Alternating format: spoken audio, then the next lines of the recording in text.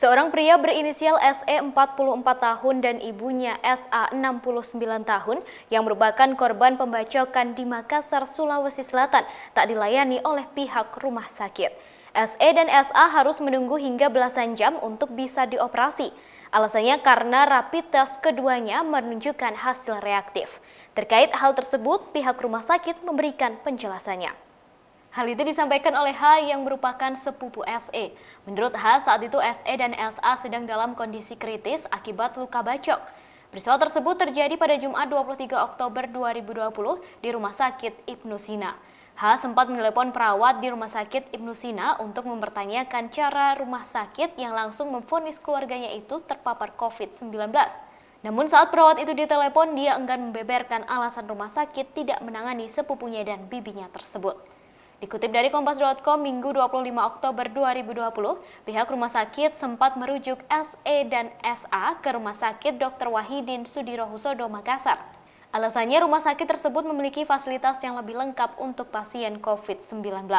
Namun sesampainya di Rumah Sakit Wahidin, keluarga korban malah diminta biaya operasi dengan harga 50 juta rupiah per pasien.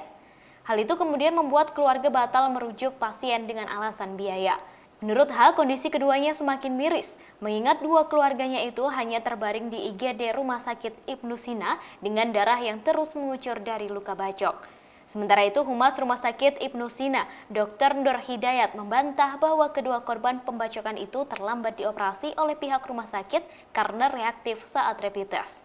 Ia juga membantah tuduhan bahwa pihak rumah sakit langsung memvonis kedua korban penganiayaan itu positif terinfeksi COVID-19. Hal itu disampaikannya pada Sabtu 24 Oktober 2020. Nur Hidayat mengatakan bahwa sesaat setelah dua korban pembacokan itu masuk Rumah Sakit Ibnu Sina, pihaknya memang sempat melakukan rapid test kepada mereka. Namun saat itu dokter spesialis ortopedi yang bertugas melakukan operasi di Rumah Sakit Ibnu Sina hanya satu. Sementara dokter ortopedi yang lain saat itu sedang bertugas di rumah sakit lain. Kemudian untuk memudahkan operasi, pihak Rumah Sakit Ibnu Sina merujuk SE dan SA untuk dioperasi di rumah sakit lain. Namun Nur Hidayat heran ketika keluarga pasien mengatakan bahwa pihak Rumah Sakit Dr. Wahidin Sudirohusodo, Makassar meminta biaya 50 juta rupiah untuk operasi tiap pasien. Akhirnya keduanya dirujuk ke Rumah Sakit di Makassar setelah menghubungi direkturnya. Proses rujukan memang agak lama lantaran kondisi pasien saat itu sedang drop. Pihak rumah sakit tidak mau merujuk pasien dalam kondisi drop, sehingga tim dokter dan perawat IGD berusaha agar kondisi korban stabil. Kemudian SA dirujuk ke Rumah Sakit di Makassar dan kini telah dioperasi.